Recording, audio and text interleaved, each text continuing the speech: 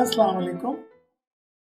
आज मैं आपसे बात करूंगा मैनेजिंग डिसफंक्शनल थॉट्स पे, यानी हमारी जो सोचें हमारे लिए गड़बड़ करती हैं, हमारे लिए इमोशनल डिफ़िकल्टीज पैदा करती हैं, हमारे लिए जज्बात और एहसासात और बिहेवियर के मसाइल पैदा करती हैं, उन सोचों को कैसे मैनेज करना है। क्योंकि देखिए, सीबीटी कॉग्निटिव बिहेवियर थेरेपी की जो बेसिक असम्पशन है वो ये है कि हम एसेंशियली अपनी थॉट्स को मैनेज करके अपने बिहेवियर्स को और अपनी इमोशंस को मैनेज कर सकते। तो इसलिए हम बात करेंगे मैनेजिंग डिसफंक्शनल थॉट्स की, और इसमें खास तौर पे जो हम एक तरीका डिस्कस करेंगे वो है जर्नलिंग का या डायरी कीपिंग का। तो let's continue. Dysfunctional thoughts cause negative emotions, यानी जो हमारी ऐसी सोचें हैं जो मैल अडेप्टिव हैं या डिसफंक्शनल हैं या हमें गलत तरफ ले जाती हैं, वो हमारे लिए नेगेटिव इमोशंस क्रिएट करते हैं। तो डिसफंक्शनल थॉट्स जो हैं, जो हमारी गलत थॉट्स हैं, जो हमारी इर्रेशनल थॉट्स हैं या हमारी नेगेटिव इन्फ्लुएंसेस हैं, वो हमारे लिए नेगेटिव इमोशन कॉज करती हैं, और नेगेटिव इमोशन अक्सर औकात मैल अडेप्टिव बिहेवियर की तरफ लेके जाती हैं। तो इसकी अब हम मज़ीद बात करते हैं। तो डिसफंक्शनल थॉट्स हैं क्या? तो अगर हम देखें कि जनाब एरन टी बेक मरहूम किनको डिसफंक्शनल थॉट्स करार देते हैं, और इसी तरह हमारी जो जूडिथ बेक है, उन्होंने भी इसमें कुछ थॉट्स का इजाफा किया। हम इन्हें छोटे ग्रुप्स में देखते हैं। तो सबसे पहले है हमारे पास जी ब्लैक एंड वाइट थिंकिंग।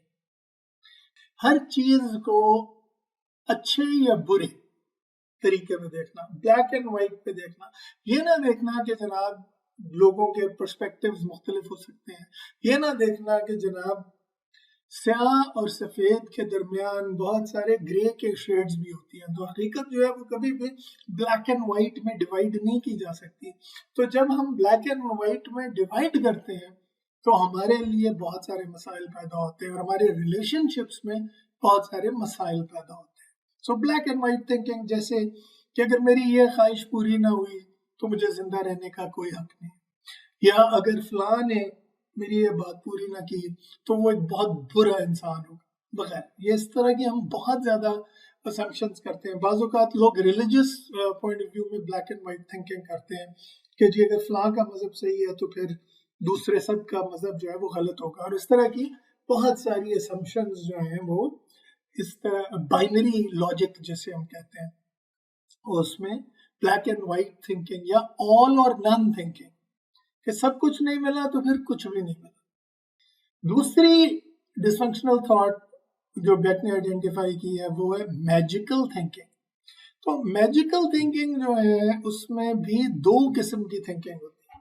अब मैजिकल थिंकिंग से क्या मुराद है कि हम इसमें रीजन को, रियलिटी को, सब चीज़ों को बाला ताक रख देते हैं, और या तो फॉर्चून टेलिंग करते हैं, मसलन कि जी मेरे साथ बुरा होने वाला है, या मैं जो भी कर लूँ उसके नताइज अच्छे नहीं होंगे, या मेरी किस्मत ही ख़राब है इसलिए सब कुछ जो है वो आने वाला कल जो भी लाएगा वो मेरे लिए पाए से तकलीफ होगा या अजियत होगा।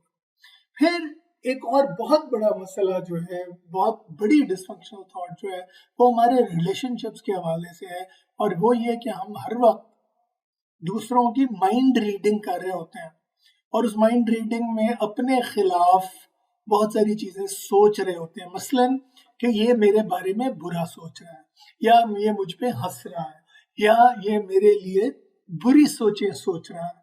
सो इस तरह इंसान जो अपने ताल्लुकात भी ख़राब करता है और अपने आप को आइसोलेट भी करता है। और फिर तीसरी किस्म जो है वो है कैटास्ट्रोफाइजिंग, या जिसे REBT में ऑफलाइजिंग भी कहते हैं। वो ये है कि कोई भी सूरत हाल जो है वो 100% से भी ज्यादा तकलीफ दे, यानी तकलीफ दे तो है लेकिन बस क़यामत आ जाएगी, सब कुछ खत्म हो जाएगा, तबाही और बर्बादी हो जाएगी। सो आम अल्फाज की बजाय जहाँ हम कहते हैं कि जी फलां शख्स नाकाम हो गया इस काम में, तो इसकी बजाय हम ये नहीं कहते, हम कहते हैं कि जी बस नाकामी का मतलब है कि तबाही और बर्बादी, so end of the world type scenarios. फिर इसको अगर हम जारी रखें डिसफंक्शनल थॉट्स की गुफ्तगू को, तो ओवर जनरलाइजेशन, मसलन आपको 2 दफा किसी मकसद में आप कामयाब नहीं हुए तो आप ये सोचें कि जी मैं तो कभी भी कामयाब नहीं हो सकता, या अगर आपको 2 लोगों ने धोखा दिया है तो आप कहेंगे जी सारे लोग धोखेबाज होते हैं। तो इसको हम कहते हैं ओवर जनरलाइजेशन। जैसे हम अक्सर जेंडर्स में देखते हैं कि वो औरतें कहती हैं कि जी मर्द तो होते ही ऐसे, और मर्द कई दफा कहते हैं कि जी औरतें तो होती है ऐसे। जिसकी बेहतरीन मिसाल जो है वो हमें अलिफ लैला व लैला या अरेबियन नाइट्स, जो एक क्लासिक है अरबिक लिटरेचर का, उसमें मिलती है कि जिसमें 2 बादशाह हैं और उनकी बेगमात जो है वो उन्हें धोखा देती हैं। तो उससे ये कंक्लूजन निकालते हैं कि जनाब तमाम औरतें बुरी। इसी तरह हम अक्सर औरतों को कहते हुए सुनते हैं कि ये तमाम मर्द एक ही जैसे होते हैं। ओवर जनरलाइजेशन जो है वो आमतौर पे कल्चर्स के दरमियान मिसअंडरस्टैंडिंग का बायस भी बनते हैं। तो मसलन जैसे कि जी तमाम पंजाबी बेगैरत होते हैं, या तमाम पख्तून जो है वो बेवकूफ़ होते हैं। हालांकि हकीकत जो है वो इसके बिल्कुल बरक्स होती है। मसलन मैं आजकल जितने भी पख्तून लोगों से मिला हूँ, माशाल्लाह वो ओवर अचीवर्स हैं और हाईली इंटेलिजेंट। और इसी तरह जो अक्सर पंजाबी जिनसे मैं मिला हूँ वो काफी बागैरत लोग होते हैं। बागैरत, बेगैरत नहीं, बल्कि जरूरत से ज्यादा बागैरत होते हैं, कुछ ज्यादा ही गैरत होती है, तो which can also be a problem. Anyway, so over generalisation. फिर मिनिमाइजिंग और मैक्सिमाइजिंग, ये एक बड़ा इंटरेस्टिंग पेयर है। मैक्सिमाइजिंग ये है कि जनाब आप किसी दूसरे की किसी भी हरकत को बहुत ज्यादा बढ़ा चढ़ा के पेश करें, यानी राई का पहाड़ बनाना जिसे कहते हैं। और मिनिमाइजिंग क्या होती है कि आप अपनी किसी गलती को जो कि बड़ी संगीन हो, आप कहेंगे की हो यार, वो क्या है कि हंगामा है क्यों बरपा, थोड़ी सी जो पीली है, डाका तो नहीं डाला, चोरी तो नहीं की है। तो ये मिनिमाइजिंग की फॉर्म है कि आप अपनी संगीन गलती को एक्सक्यूजेस देके आप उसे मिनिमाइज करते हैं। कोई बात नहीं यार, एक दफा और चर्च पी ली है, क्या हो गया, किसी को कत्ल तो नहीं किया वगैरह। Jumping to conclusions, jumping to conclusions is another kind of mind reading आमतौर पे कि, लेकिन ये कि जनरली हम करते हैं कि जी कोई छोटी सी चीज हुई है तो हम उससे फौरन कोई नतीजा निकालते कि जी आज बंदा जब वो जा रहा था तो उसने मेरी तरफ नहीं देखा, तो इसका मतलब है कि वो मुझसे नाराज। हो सकता है कि वो बंदा जो है वो अपनी किसी सोच में मगन हो, या उसे कोई बड़ी परेशानी हो, या उसने वाकई इतने लोग इर्द गिर्द थे कि आपको नहीं देखा, कोई भी वजह हो सकती है। लेकिन आप जंप टू कंक्लूजन कर जाएं बगैर एविडेंस के कि जी फलां शख्स आपको नापसंद करता है इसलिए उसने आपको नहीं देखा। और डिसफंक्शनल थॉट्स में हमारे पास पर्सनलाइजेशन और लेबलिंग। पर्सनलाइजेशन क्या होती है कि एक बच्चा है, उसके माँ बाप की डिवोर्स हो रही है, तो वो कहती है कि ये सब मेरी वजह से हुआ है। और अक्सर ये होता है कि बाज़ औक़ात कुछ पेरेंट्स बच्चों को ब्लेम भी करते हैं, तो वो बच्चा उनको बिलीव करना शुरू कर देता है। और बड़े होके भी कई लोगों में ये आदत रहती है कि वो अपने आप को उन चीज़ों के लिए ब्लेम करते हैं जिससे उनका कोई ताल्लुक नहीं होता। उसमें बाज़ औक़ात मैजिकल थिंकिंग या सुपरस्टिशियस थिंकिंग भी इन्वॉल्व होती है कि चूंकि मैं इस सिचुएशन में गया था और मैं बड़ा मनहूस हूँ, इसलिए सारी सिचुएशन खराब हो गई। फिर एक और डिसफंक्शनल थॉट जो है वो है लेबलिंग। अपने आप को लेबल करना, बदकिस्मत, बुरा, मनहूस, नाकाम, नाकारा, निकट्टू, या दूसरों को लेबल करना नाकाबिल एतबार, घटिया, झूठा वगैरह, इस तरह के लेबल्स लगाना और उससे फिर दूसरों से नफरत पैदा करना और हॉस्टिलिटी, दुश्मनी बढ़ाना। और आखिरकार शुड्स एंड मस्ट्स। शुड्स एंड मस्ट्स जो हैं एक तरफ तो एक माशरे को रेगुलेट करने के लिए जरूरी, یعنی ہماری کچھ اخلاقی اقدار ہوں گی اور وہ اخلاقی اقدار جو ہیں ان پہ عمل کرنا ضروری ہے. ہم ان شوڈز اور مسٹس کی بات نہیں کر رہے, ہم ان شوڈز اور مسٹس کی بات کر رہے ہیں جو ہم اپنے اوپر اور یا دوسروں کے اوپر ویسے ہی طاری کر لیتے ہیں. مثلاً مجھے کمزور نہیں ہونا چاہیے, مثلاً مجھے موٹا نہیں ہونا چاہیے, مثلاً مجھے پتلا نہیں ہونا چاہیے, مثلاً مجھے چھوٹے قد کا نہیں ہونا چاہیے تھا. تو ایک تو یہ کہ شوڈ اور مسٹ لگاتے ہیں, بعض اوقات ہم اسے ماضی میں لگاتے ہیں کہ میرے ساتھ ایسا نہیں ہونا چاہیے تھا. تو یہ جو ہے یہ بہت ہی ڈسفنکشنل قسم کی تھاٹس ہے اور یہ ہمیں تکلیف پہنچاتی ہے.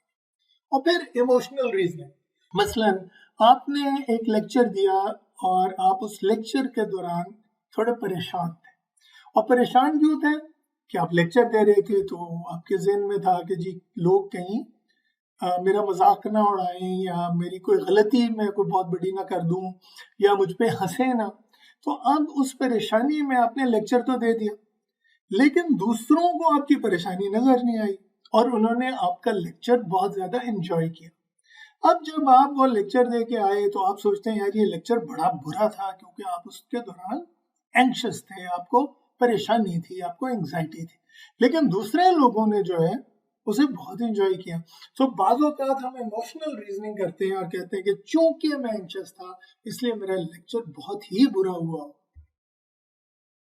ان سے نمٹنے کے لیے, ان ڈسفنکشنل تھاٹ سے نمٹنے کے لیے ہم کیا کرتے ہیں؟ سی بی ٹی میں ایک جو عام ٹیکنیک ہمارے پاس ہے وہ ہے journaling and diary keeping. C B T عام طور پہ ہم کہتے ہیں کہ پڑھے لکھے لوگوں کے لیے ہے, اور اس میں diaries of all different kinds are kept in C B T. تو مختلف قسم کی انٹرونشنز میں مختلف قسم کی ڈائریز رکھی جاتی ہیں. مثلاً جو ایموشنلی ڈسٹرب لوگ ہیں, ڈپریسڈ لوگ ہیں, موڈ سوئنگ سے سفر کر رہے ہیں, تو ہم ان سے موڈ ڈائریز لکھواتے ہیں. جو ایٹنگ ڈس آرڈرز جن کو فار انسٹنس ہو رہا ہے تو اکثر ان سے ہم فوڈ ڈائریز لکھواتے ہیں کہ کیا کھایا, کتنے بجے کھایا, کتنا اماؤنٹ کھایا وغیرہ. ہیلدی فوڈز کون سے کھائے, ان ہیلدی فوڈز کون سے کھائے, پروٹینز کتنی کھائیں, کیلوریز کتنی کنزیوم کی. تو مختلف طرح کی فوڈ ڈائریز ہو سکتی ہیں. پھر اینگر مینجمنٹ میں مثلاً وائلنٹ بیہیویئر ڈائریز ہو سکتی ہیں. سی بی ٹی ایک تو یہ جہاں پہ امپورٹنٹ بات ہے کہ یہ پڑھے لکھے لوگوں کے لیے ہے جنرلی اسپیکنگ, آلدو ہم اسے استعمال کرتے رہے ان پڑھ لوگوں کے ساتھ, لیکن بنیادی طور پہ یہ پڑھے لکھوں کی تھراپی ہے اور اس میں اسی لیے بہت ساری ڈائری کیپنگ. سب سے پہلے ہم بہت بیسک ڈائری کو دیکھتے ہیں. تو یہ ہے ایک ڈسفنکشنل موڈ ڈائری پارٹ 1. اور یہ پارٹ 1 کیوں ہے کہ یہ مثلاً جب آپ نے شاید تھیراپی کرنی شروع کی ہے کسی کی, تو اس سٹیج پہ آپ ان سے صرف ڈائری لکھواتے ہیں موڈ کی, ابھی انٹرونشن نہیں آپ کرتے. ابھی آپ پہلی سٹیج یہ ہے کہ کلائنٹ اویئر ہو جائے کہ اس کا اس سچویشن میں موڈ کیا تھا. تو ڈسفنکشنل موڈ ڈائری جو ہے وہ ہمیں کہہ رہی ہے کہ جناب May 1 2020 ٹائم بھی لکھ دیا, سچویشن امی سلیپٹ می, بہت غصے میں تھی, میرا موڈ کیا ہوا, ڈپریسڈ, اینگری, سوئسائڈل. اب ہم ایک دفعہ وہ اپنے موڈ کو اگر مانیٹر کرنا شروع کر دے یا پہلے سے کر رہا ہو اور اسے اندازہ ہو کہ جی میرا موڈ جو ہے وہ کیسا تھا اور کب کب کیسا تھا, تو پھر ہم ایک ڈسفنکشنل تھاٹ ریکارڈ دیں. تو ڈیٹ ٹائم آپ دیکھ رہے ہیں پہلا کالم ہے, اس کے بعد ہے سچویشن, سچویشن کیا تھی, نیگیٹو ایموشن کیا تھی سچویشن میں, اور اس کو اب آپ نے 0 سے 100 پہ ریٹ کرنا. اس کے بعد آپ نے یہ دیکھنا ہے کہ آپ کا irrational belief یا dysfunctional thought کیا تھی, اور اس میں آپ کا بلیف جو کی اسٹرینتھ جو ہے وہ کیا تھی, 0 to 100 اس بلیف کی اسٹرینتھ. نیکسٹ اسٹیپ آپ نے یہ کرنا ہے کہ آپ نے ایویڈنس کلیکٹ کر کے اس irrational belief کو اور اس dysfunctional thought کو چیلنج کر, اور چیلنج کر کے ایک آلٹرنیٹیو بلیف بنانا. مثلاً सिचुएशन ये है کہ آپ کی اپنی امی سے بحث ہوئی کسی بات پہ اور امی نے آپ کو تھپڑ مارا. اب آپ کی نیگیٹو ایموشن جو ہے وہ لیٹ سے ڈپریشن ہے, سیڈنس ہے, اینگر ہے, آپ ان کو ریٹ کریں 0 to 100. تو لیٹ سے کہ آپ کی نیگیٹو ایموشن جو ہے وہ 80 پہ آپ ریٹ کریں. اس کے پیچھے آپ کا irrational belief کیا؟ irrational belief اس وقت یہ ہے کہ my mother should not have slapped me, my mother should be nicer. اور dysfunctional thought اس میں یہ ہو سکتی ہے کہ my mother doesn't love me. یہ jumping to conclusion بھی ہے اور یہ اسی طرح over generalization بھی ہے اور maximizing بھی. اچھا, اب آلٹرنیٹیو بلیف کیا ہے؟ آلٹرنیٹیو بلیف یہ ہے کہ مائی مدر لوز می, لیکن اس سچویشن میں انہیں لگا کہ میں نے ان سے بدتمیزی کی ہے اور اس وجہ سے انہوں نے مجھے مارا, اور وہ مجھ سے بہت پیار کرتی ہیں اور میں چاہتی ہوں کہ ان سے میرے تعلقات بہتر ہو جائیں. تو اب کیا ہوگا؟ اب آپ نے 0 to 100 اسی پرانی ڈسفنکشنل تھاٹ کو ریٹ کرنا ہے کہ مائی مدر ڈزنٹ لو می. ہو سکتا ہے کہ اس بلیف کی جو اسٹرینتھ ہے وہ نیچے آ گئی اور 80 سے 30 یا 40 پہ چلی گئی. تو اب جب آپ اپنی ایموشن کی طرف جائیں گے تو ہو سکتا ہے کہ وہ ایموشن بھی 80 سے کم ہو کے اس کی اسٹرینتھ 30 یا 40 تک چلی جائے. تو آپ دیکھ رہے ہیں کہ کس طرح یہ ڈسفنکشنل تھاٹ ریکارڈ جو ہے بذات خود ایک انٹرونشن ہے, اور اس ڈائری کیپنگ کے پروسیس میں ہم کلائنٹ کو ایجوکیٹ کرتے ہیں. تھیراپی سیشن میں ہم ان کا ڈسفنکشنل تھاٹ ریکارڈ جو ہے وہ انالائز کرتے ہیں, اور شروع میں یہ الٹرنیٹیو بلیف کا سیکشن اور ریزلٹنگ ایموشن کا سیشن ہم انہیں ہیلپ کرتے ہیں بھرنے کو. پھر آہستہ آہستہ وہ خود اس تھاٹ ریکارڈ کو جاری رکھتے ہیں اور اپنی مدد آپ کرتے ہیں.